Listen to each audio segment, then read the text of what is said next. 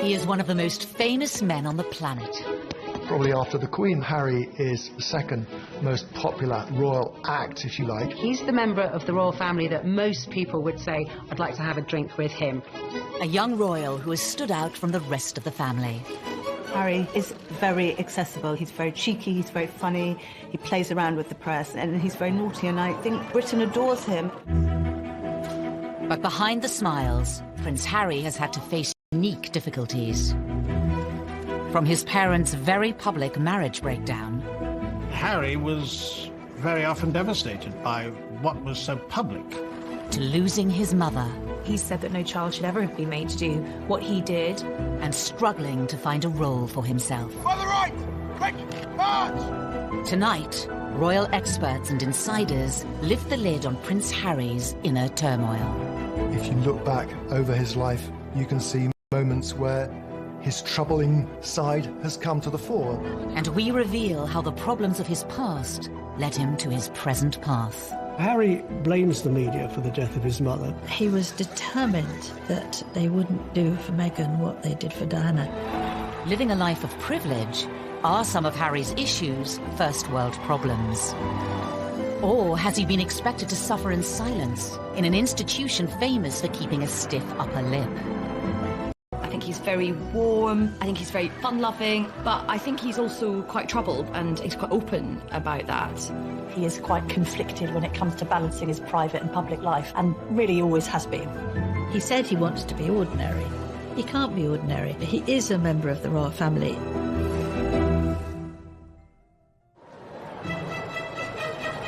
The 15th of September, 1984. The nation was at fever pitch for the birth of Prince Charles and Princess Diana's second child. Britain loves the birth of a royal baby. Charles and Diana were hugely popular, and everybody wanted to see whether they were going to have a little girl or a little boy. Crowds were gathering outside the hospital, outside the gates of Buckingham Palace, and they wanted to see who was going to be on the tea towel. The guy was christened in this. Looks remarkably well displayed. From the beginning, the spotlight was on the young Prince Harry. For Diana to have another child in fairly swift succession was, of course, joyous. And then when the child grew up and had ginger hair, and I think even from an early age has been quite cheeky with photographers and seemed to be quite contrasted to William in his temperament, there was, of course, excitement about him. When it comes to dealing with the press, Hung out at the press totally endeared him to the public, because people thought, here is a royal who's not one of the sort of stuffed shirt automatons. Here's a royal who seems to have a lot of personality, even as a little child. Some labelled it as cheeky, some as rude. Most people thought it was delightful. It was quite endearing when he was a young boy, really came to colour the way his views of the press were shaped. Harry's role in the royal family wasn't just a brother for William and another son for Charles and Diana. On paper, Prince Harry's start in life was incredibly privileged, incredibly lucky, but actually in reality, being born as the younger brother of the future King of England is a very difficult position to be born into. Of course, known rather unkindly as the spare. I think being the spare to the heir is a role that inherently has problems attached with it. You know, if you look at the heir, if you look at Prince William, his role has always been defined. What he's going to do has always been clearly outlined. Harry, like spares historically in the royal family, has had to find a role for himself. To some, Prince Harry grew up in the shadow of a brother destined for the throne. He was always less than his brother. The late Queen Mother used to invite Prince William over for tea and talk to him about his future, and not invite Prince Harry. The Queen Mother always made sure that Prince William was seated in a prominent seat next to her, and Harry never was. Diana would take the two boys to Highgrove in Gloucestershire.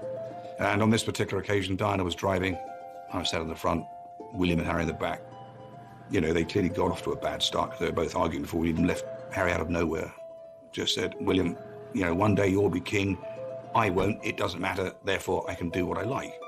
You can take that comment two ways. It can indicate envy, if you like, that William's got this great future as king, but also there's an element of, I'm free. I'm going to be able to choose my own role in life. While the young princes may have been aware of their unequal positions, their parents were determined to raise them the same way. Diana was very conscious that she wanted the palace to treat the boys equally and to give Harry as many opportunities that were afforded to William. You know, Diana was very fair about how she treated them. There were no favourites, as I saw it. Prince Charles shared Diana's concerns about making sure the boys shared things in their early years, but certainly other more senior members of the family would privately say, well, this is nonsense. I mean, William is the future. All our efforts must go into educating William. It was William who the Queen would invite for lessons in kingship, if you like, when he was at Eton and she was at Windsor Castle. But while Charles and Diana tried hard to keep their sons happy, their own relationship faltered. That with regret, the Prince and Princess of Wales have decided to separate. Harry had many problems that many people in the West have all the time in growing up in a broken home. But his broken home was exposed on a most extraordinary scale. The entire planet tuned in to learn every detail about the Charles and Diana separation and divorce, and inevitably the focus on Harry and William followed. Harry was very often devastated by what was so public. He couldn't understand why his mother would wish to be so public with so much of her life. Harry was always the baby of the family, and whether it was at school or whether at home, every effort was made to shield him from the newspaper headlines and to protect him from his parents, who really, by that stage, were in a pretty bad way. The War of the Waleses saw Charles and Diana's separation and divorce play out on the front pages and to TV audiences of millions. For the children to hear both parents to come on television at separate times, to admit to having affairs and to admit to how happy they both were when these kids were at boarding school. Can you imagine how cringe-making it must have been for them? Highly embarrassing. And I don't think that makes them secure.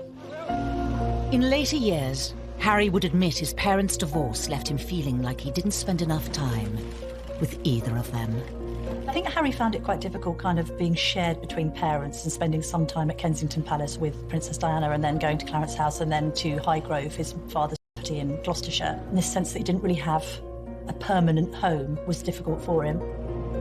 The divorce was finalised in 1996.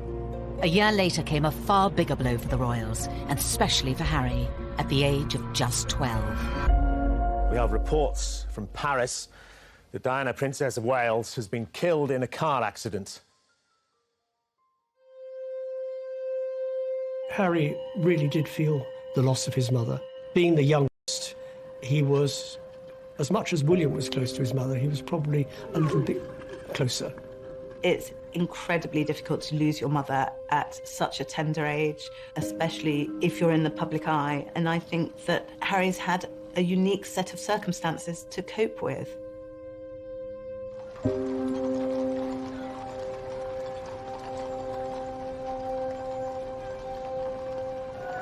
Less than a week after Diana died, her funeral was watched around the world by around 2.5 billion people. I don't think anyone will ever forget the sight of Harry walking behind his mother's coffin, so small, so young, so grief-stricken. But this is part of it's been very difficult for him. There's a mantra within the royal circles that you do not wear private grief on a public sleeve. And they were incredibly brave in the way they presented themselves. All around them, people were caterwauling, weeping, wailing, and anybody hearing that would break down. But no, they didn't. Which was actually very selfish of most people, because somewhere in amongst all that national outpouring of grief, the private grief of the boys got lost. Ever since Diana's death, Harry has been in no doubt about who he blames for the tragedy. I think it was inevitable that Harry blamed the press for the death of his mother. In fact, it was much more grey. There were a lot of photographers outside the Ritz Hotel, but both Diana and Dodi chose to go out that evening. Being part of this family in this role, in this job, every single time I see a camera, every single time I hear a click, every single time I see a flash, it takes me straight back. So in that respect, it's the worst reminder of her life as opposed to the best. For 2 decades, Harry said very little about losing his mother.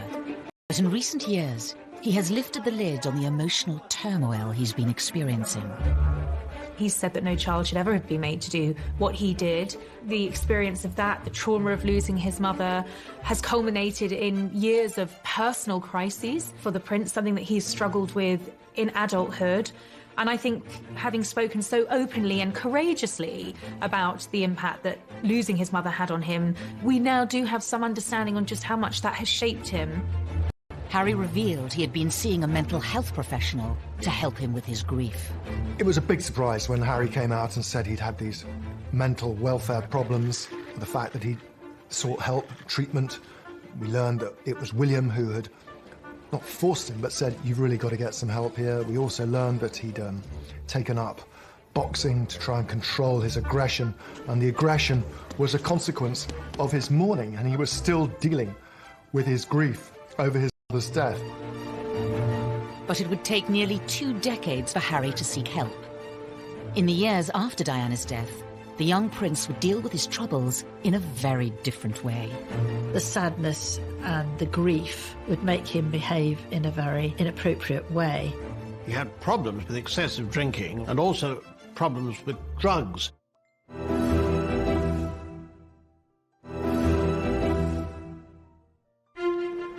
By the early 2000s, Prince Harry was privately mourning the loss of his mother. Prince Harry told me that for years he buried his head in the sand, and he did this from quite an early age. But in public, he was gaining a reputation. The party prince, the playboy prince, the hard-drinking prince. The first time I ever met Prince Harry, he was at a nightclub. It was the year of his A-levels. He was meant to be at home revising, and he was at the Kensington Roof Gardens, knocking back vodka shots, smoking Marlboro Lights, surrounded by a group of gorgeous blondes. That was Prince Harry. Harry's wilder side had emerged even before reaching his A-levels.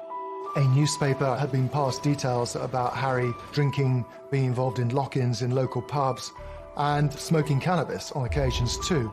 You can really understand how a lonely, privileged, unhappy prince would end up drinking and smoking and taking cannabis to fill those hours and to hang out with people who he thought really liked or even loved him.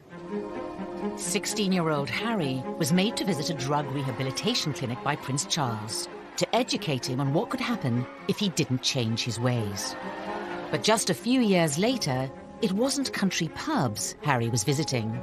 There had been a series of photographs of Prince Harry falling out of nightclubs late at night with various girls and all the rest of it. He was clearly in party mode. In 2004, Harry had an altercation with a photographer while leaving a West End nightclub. There are 2 sides to that story. On one hand, the photographer saying that Harry lunged at him, possibly after a few beers, and the palace saying that the photographer had knocked him with his camera. Was this kind of behaviour just part of growing up? Or did his troubles run deeper? Harry's naughtiness was sometimes just boyish, but other times was really a symptom of his deep grief. It was outlets for his despair, I think. Everything he did was always going to be examined with microscopic detail. He couldn't, in other words, get away with the kind of things that many of his teenage friends could. It was obviously also storing up that sense of resentment that Harry came to have against the media. No one's making judgments, you're just being reported. And actually, some of this has helped to fuel your popularity. People love a royal rebel at the end of the day. Regardless of public opinion, Harry has been open about his feelings towards the media. He admitted to reading coverage about himself when he turned 21. They still upset me and I still read them. Why, I do not know, but I have to read them just for peace of mind, just to know what they've written. And to see who wrote it and see who took the photographs, write that down for later. But there was one newspaper report about Harry's behaviour that upset many others. In 2005, while attending a costume party, Harry wore a swastika armband. That was an episode that happened and he was fully protected by the royal machine, and yet it still happened. It was actually, sir, this is a really bad decision. Don't wear the Nazi costume.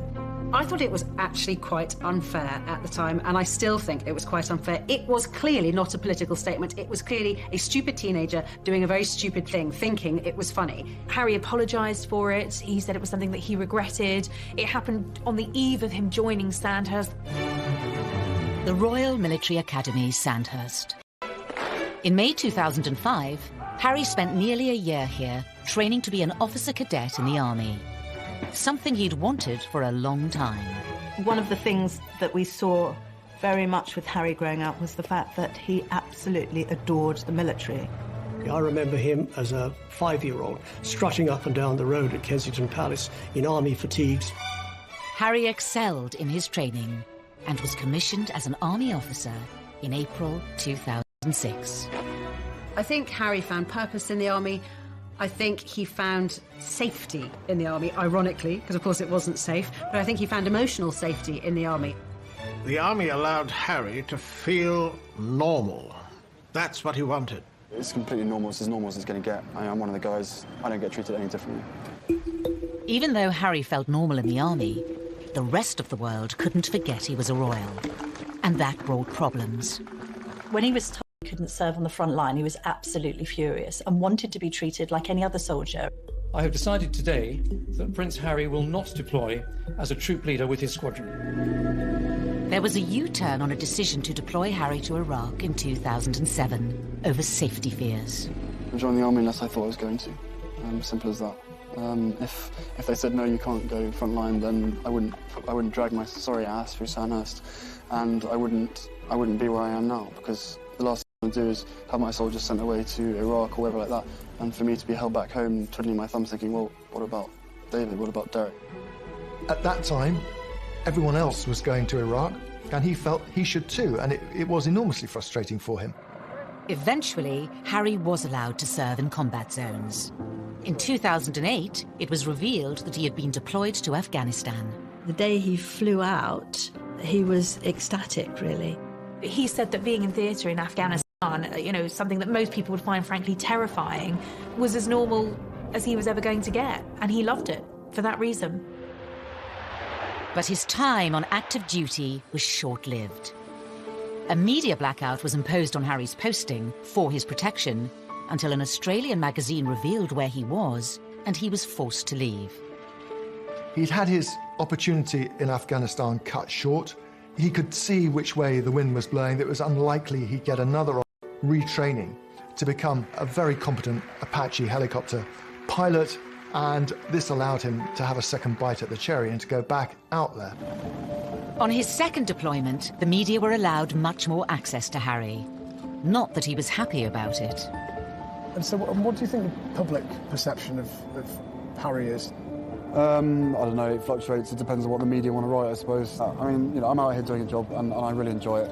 I never wanted you guys to be out, but there was an agreement made to invite you out on the deal that the media didn't speculate before my deployment. That's the only reason you guys are out here. Harry may not have wanted the cameras there, but it did give the world a chance to see him in his element. If you speak to anybody in the military, they will always say he was absolutely fantastic. Being dragged away from my guys, I think it was all done, it wasn't done in the wrong way, but it was just...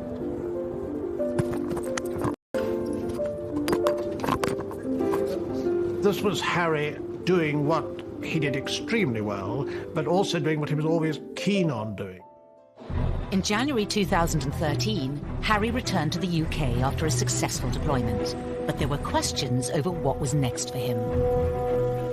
Because of who he was, it was no longer possible for him to pursue that career. And then what happens? He's left really without a job, without a purpose. He was doing something he felt comfortable with. The army, and anybody who has made a career in the army would tell you military is family, and he felt at home. There was camaraderie. And by the time he got out, he was a little bit lost because he really didn't know what to do, and that winds back to the spare. There is no defined role for that spare. Because he certainly wouldn't contemplate an army desk job. He's not the type of person who would fit in to that, and therefore there was a huge question mark, what would he do next?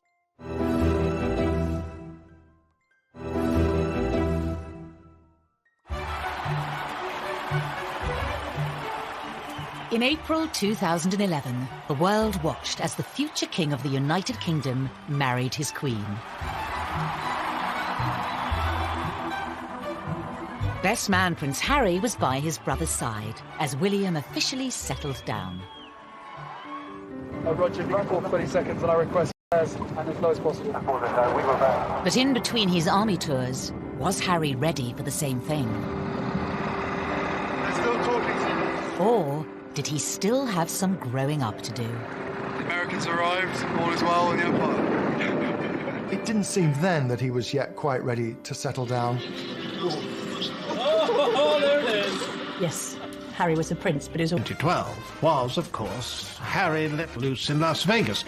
In a Las Vegas hotel, however, it is most unwise to play strip pool. According to the advertisement, what goes on here stays here. In Harry's case, it certainly didn't.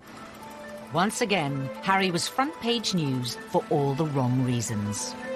For some, it was Harry the lovable rogue. The tabloids ran the images of him basically stark naked, covering his crown jewels, I think. There was no wrongdoing there. It was a bit of harmless fun. And what's been interesting about Harry is actually quite a few of these episodes have endeared him to the public even more. But Harry was still struggling to reconcile the role he had been given at birth and the man he was becoming. I probably let myself down, let my family down, let other people down, but at the end of the day, you know, I was in a private area and there should be a certain amount of privacy that one should expect.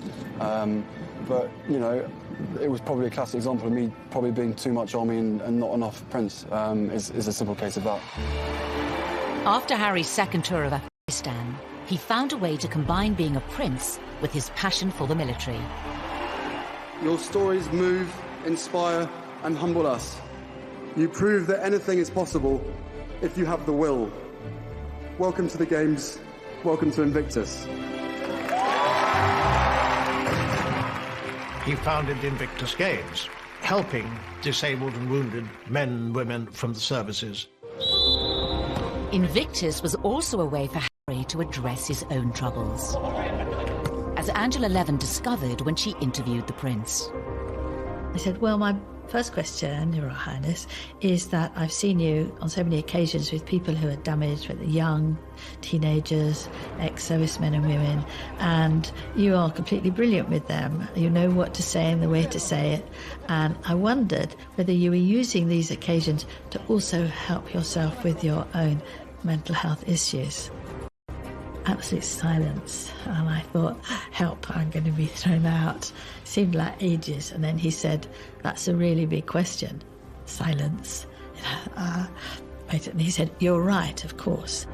He felt that he was helping others who were probably suffering the same as he was, because those in the Invictus Games, they're also suffering. This was Harry's way, undoubtedly, of continuing links with the military, which he wouldn't do from a desk job, but wanted to do in the wider world, following his mother's footsteps as well for charitable activities. Harry had created an outlet that gave him a purpose and allowed him to help others. But what about his private life? His relationship with his brother was always close. Every year, but he is the one person on this earth who I can actually really, you know, we can talk about anything and we understand each other and we give each other support and everything. They were two peas in a pod. They looked out for each other. My brothers not lovers, right? There's a difference. For some, Harry gaining a sister-in-law highlighted the need for him to move on and find his own partner. Inevitably, there was sort of a little bit of gentle mockery about him as a sort of the third person in the marriage of William and Kate on this occasion, of course, because they were so close, they did things together. There's an awkwardness to that scenario, a couple trying to carve their own path as newlyweds, and then a prince who's got a great deal to offer, and which takes precedence and who's more popular when it comes to the press, and how does that work in tandem? So I think there was always friction in that regard with the three of them. I think what changed things for Harry was William having his own children, and Harry looking on at Kensington Palace where they were neighbours and thinking that he probably wanted that for himself. It's fantastic to have another addition to the family. I only hope my brother knows how expensive my sitting charges are. It was always inevitable that Harry was going to want to live his own life. Put some effort in. It's the wizard, never the wand. But for Harry, finding a princess of his own would prove difficult. The first love Chelsea Davy, the girl that he met in South Africa, who he fell head over heels in love with, she had 8 years to look into the goldfish bowl of royalty and to realise absolutely this wasn't the life for her. He lost Chelsea because she didn't like to be in the spotlight. Harry was disappointed, but he was very much younger. Relationship with Cressida Bonus, who was a budding actress. And she, too, didn't like the idea of media intrusion. Media's got a knack of destroying relationships, and she didn't like media intrusion and really didn't want to pursue her acting career, and she walked away. For years, Harry was troubled by his position and the scrutiny that came with it, which would scare women away. It's quite sad when he's one of the world's most eligible bachelors, and at the same time not seeming to be able to find somebody who will take on the job of being in the public eye. There is this sense that they loved him but didn't love the idea of being royal. Meghan Markle entered Harry's life, offering him a genuine chance at happiness. After rumours of a relationship, the pair appeared in public together for the first time in September 2017 at the Invictus Games in Toronto. Meghan was different in many ways. She had a degree of fame and had lived through that herself. She was incredibly accomplished as a public performer, as an actress. It gave her great confidence. She seemed incredibly secure herself, and she was that much older than these girls that had gone before. She'd also, of course, been married, which added an entirely different layer to the relationship. Good grief, you know, Prince Harry is punching above his weight here. There's this amazingly glamorous American actress. When I walked into that room and saw her, and there she was sitting there, I was like, OK, well, I'm going to have to up my game. It was almost as if she was a ready-made royal, and therefore a perfect fit for him. In this strong, striking, confident woman, there was actually someone who was very capable of handling the pressure and the scrutiny of being in the public eye. That was something that neither of his two girlfriends had been willing to take on. But the scrutiny would soon affect Prince Harry and his new girlfriend. He issued an unprecedented statement saying, Meghan Markle has been subject to a wave of abuse and harassment. I did not have any understanding of just what it would be like. I don't think either of us did that. We both said that, even though we knew that it would be. Yeah, I tried to warn you as much as possible, but I think both of us were totally surprised by the reaction after the first 5-6 months that we had to ourselves. You could see that the old thorny issue of Harry's relationship with the press was raising its head again. Quite a lot of the press was very, very charged about her background, headlines like kind of straight out of Compton and all of this kind of thing. There was quite an unpleasant tinge to it. There has been some very negative publicity. Not everything that was troubling Prince Harry was in print or written by journalists. Horrible, horrible stuff on social media, and I'm sure they weren't scrolling through it all the time, but you will see this stuff. You know, they're modern young royals. Of course they're going to be on social media. This time, though, the relationship survived. Harry asked Meghan to marry him. What were we doing? Just roasting chicken and having Trying to roast chicken. Trying to roast a chicken, and it was just an amazing surprise. It was so sweet and natural and very romantic. He got on one knee. Having watched Harry grow up, the public saw this as the moment to put his past behind him. They wanted Harry to be happy. They adored Harry, and they wanted him to be content and find the right person. Well, I think that the country were overwhelmed with happiness for Harry, and it all came back to the little boy at his mother's funeral, and then later his heartbreaking confessions about how upset he'd been and how he'd struggled with demons for years, coming to terms with the grief of the loss of his mother. And then he should find this remarkable young woman who had such a different background from him, whom he was so clearly in love with. But was this the beginning of a fairy tale, or the start of another difficult chapter for the already troubled prince? Things were said and done in the run-up to the wedding that both sides regret, but had caused irreparable damage.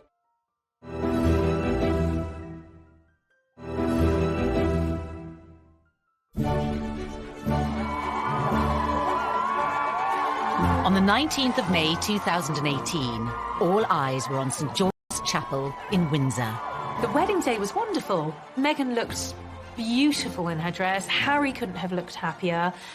The ceremony itself was so vibrant, it was so new, it was so different, it was so unique to the two of them. And I think it was the start of something very, very happy and very, very special. Nobody can deny that the wedding day itself was sparkling. It was magic. It was like Disneyland. But not long after, Harry was once again facing familiar troubles with the press. The wheels started to come off amid suggestions that the couple had been a bit difficult over the planning of the wedding and that demands were being made that perhaps weren't quite in proportion with their place in the royal pecking order. He said before the wedding, what Meghan wants, Meghan gets. And I think he defers to her a great deal. She's a very confident, articulate woman who's done very well for herself, because she's never been a member of the royal family. But she won't be confined by protocol. The level of perceived criticism against Meghan is something many say has had a profound effect on Harry. He saw echoes of what had happened with his own mother and thought, I'm going to speak out about it. And I know a lot of the press were very, very angry about this.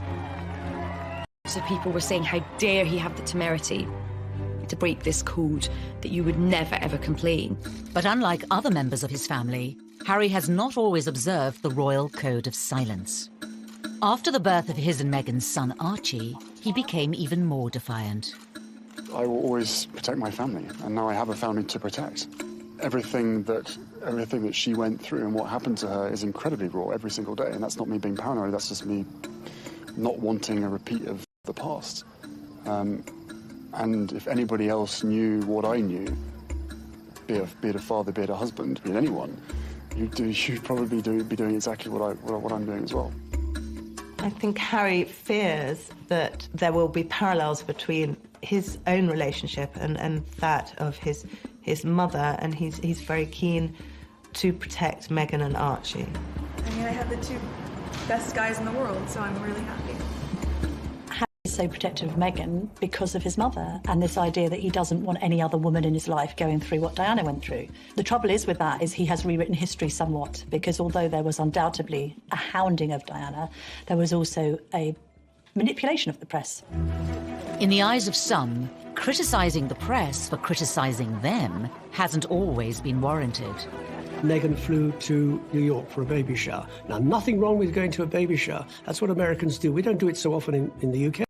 But she flew over a private jet. What's wrong with a commercial jet? They went to Ibiza and the south of France in private jets. What's wrong with commercial flights? And that's when they were getting criticised, because they'd been preaching climate change, they'd been preaching the environment, they'd been preaching global warming and doing all the things that they shouldn't be doing.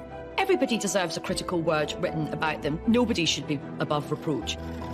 The press accused them of hypocrisy, and there's no question also that they weren't, it seemed, listening to advice or paying much attention to precedent.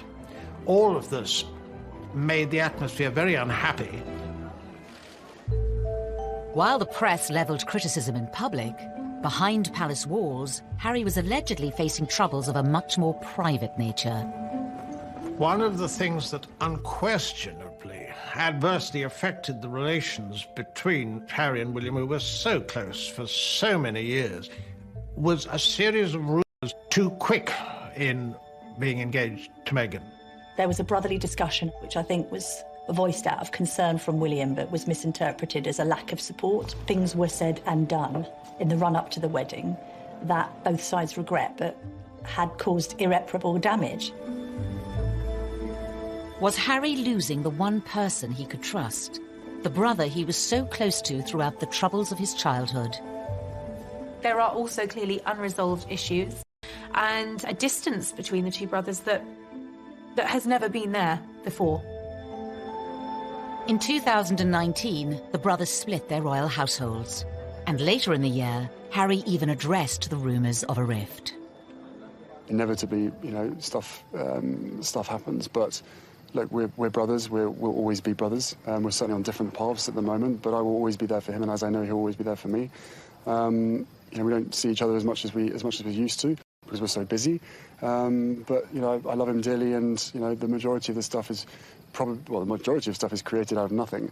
But it's just, as I said, as brothers, you have good days, you have bad days. The writing was on the wall. It was, in effect, a declaration of independence. The Duke and Duchess of Sussex have announced that they are carving out what they call a new role for themselves. They intend to step back as senior members of the royal family and work to become financially independent. In January of 2020, Harry and Meghan announced they would be stepping down as working royals. Prince Harry and Meghan had been out in Canada over Christmas trying to work out how they wanted to proceed into the future. I think Meghan and Harry decided to step down as working royals because they felt that they were being constrained by the palace system. Once Meghan and I were married, we were excited, we were hopeful, and we were here to serve. For those reasons, it brings me great sadness that it has come to this. This is unprecedented. It is an abdication in all but name. It's pretty seismic for the House of Windsor. There was a sense of being hurried about it, and I don't think the Queen, for one, was quite ready for it to come out as it did. After negotiations with the Queen, it was decided Harry and Meghan would lose the title Royal Highness. They would no longer receive royal funds. The official departure date was set for the end of March.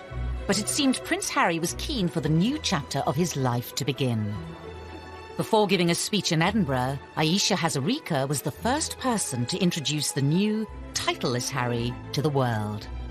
I met him, and what happened was I was going into the room and I was very unsure about what to call him. I mean, his advisor just said, look, just call him Harry. Just call him Harry. Please give a big, warm Scottish welcome to Harry. I turned him from a prince into a commoner. I have that effect on people. But it was actually very fitting because this was him ending one period of his life and beginning a new period. Harry and Meghan's final royal engagement was in early March, and for some it seemed the prince's troubles were still on display. To use common parlance, the Commonwealth Day service was #Hawks. There was quite a lot of tension there. There was some interesting body language with both of the brothers studiously examining their programmes and not really talking at all. Meanwhile, Meghan's there with a megawatt smile, trying to make the best of things. The lack of warmth between them was, well, yeah, I mean, from having seen them so close for so many years, it was quite startling. The couple plan to split their time between Canada and the UK. Whether that will solve Harry's troubles remains unclear. We will see whether or not that brings the contentment and the peace that they're seeking. He knows in his heart what he wants to be. He said he wants to be ordinary to me. He can't be ordinary. He is a member of the royal family. Wherever he goes, he will be known as a member of the royal family. It's still unclear how the couple's new life, away from palaces and courtiers, will pan out. The Queen has made it very clear that she would always welcome him back, and arrangements where they have to drop the titles and not receive the sovereign grant and all these restrictions are only for a year, and after that it's going to be looked at again. So they're really under the watchful eye of the royal family for the first year, which they probably don't like at all. The future for Harry and Meghan poses many questions. Will they be free to speak their mind? Recently, Harry was caught off guard by Russian comedians in a prank phone call in which he spoke candidly, unaware it was a hoax. I don't mind saying this to you guys. I think the mere fact that Donald Trump is pushing the coal industry so big in America, he has blood on his hands, because the effect that has on the climate and on the island nations far, far away, again, out of sight, out of mind. I think he's definitely going to be off the leash. I mean, I don't get the impression he's going to be sort of gratuitously, confessing all, but there will come a point where I think the lid will get lifted on this whole saga. Despite his popularity with the British public, Harry has long been a troubled prince. Will his dramatic break from the royal family finally allow him the freedom to start a new life and leave his troubles behind? Maybe it'll work for them. and maybe he'll be a much more... They find themselves, and they are equally as successful as they have been. There is a great sense of loss, that this is Britain's loss, this is the royal family's loss at the end of the day, and it's North America's gain.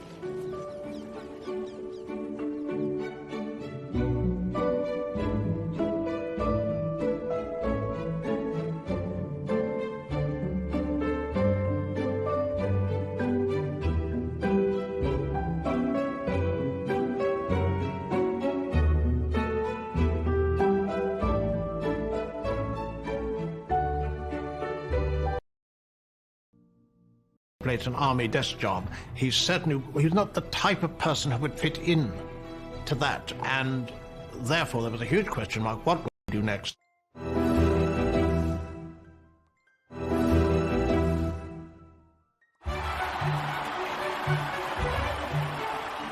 In April 2011, the world watched as the future King of the United Kingdom married his Queen. Best man Prince Harry was by his brother's side as William officially settled down. Roger, if you can call 20 seconds and I request as low as possible. But in between his army tours, was Harry ready for the same thing? They're still talking to you. Or did he still have some growing up to do? The Americans arrived, all is well in the Empire. It didn't seem then that he was yet quite ready to settle down. Yes, Harry was a prince.